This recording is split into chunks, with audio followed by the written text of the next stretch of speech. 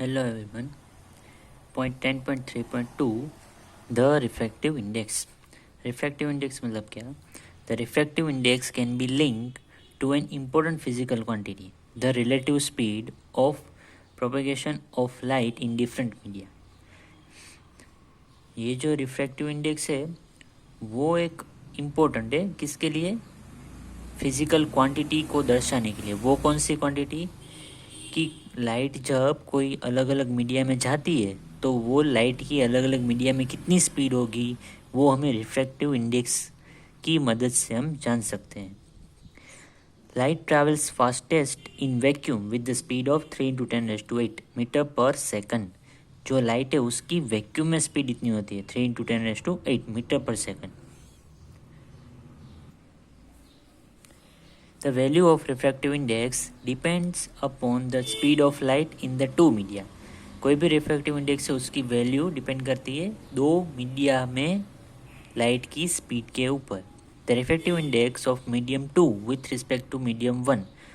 अभी हमें refractive index की डेफिनेशन पता चल गई. अब हम रिफ्रैक्टिव इंडेक्स कैसे फाइंड कर सकते हैं? तो उसके लिए फॉर्मूला है the refractive index of medium 2 with respect to medium 1. तो उसको हम लिखेंगे N21. जिसका रिफ्रैक्टिव इंडेक्स फाइंड करना है वो नंबर n के नज़दीक, ऐसे याद रखो.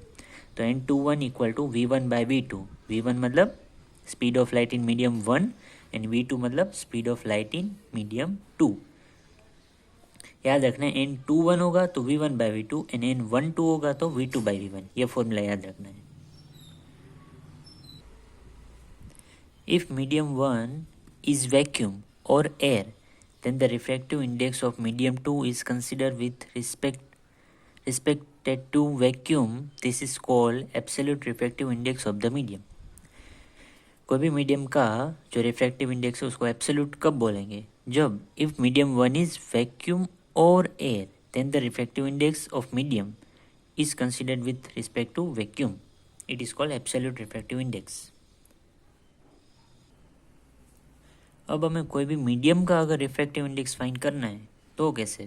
The refractive index of the medium NM, या M मतलब मीडियम, तो उसका फॉर्मूला है speed of light in air divide by speed of light in the vacuum.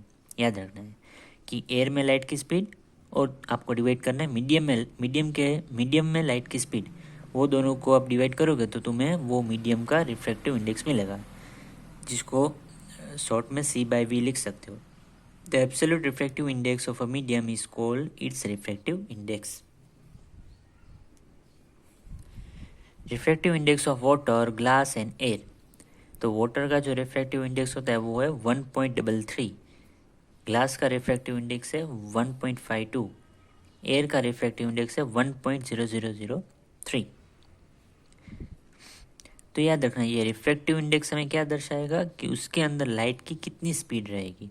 Okay तो जितना रिफ्रैक्टिव इंडेक्स कम होगा उसमें लाइट उतनी स्पीड से या उतनी कम स्पीड में जाएगी. वो उसकी स्पीड दर्शाता है refractive index. Kerosene having higher refractive index is optically denser than water.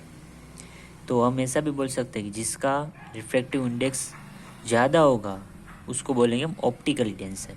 इसका मतलब क्या है कि वो मीडियम के अंदर लाइट की स्पीड बहुत ही कम हो जाएगी.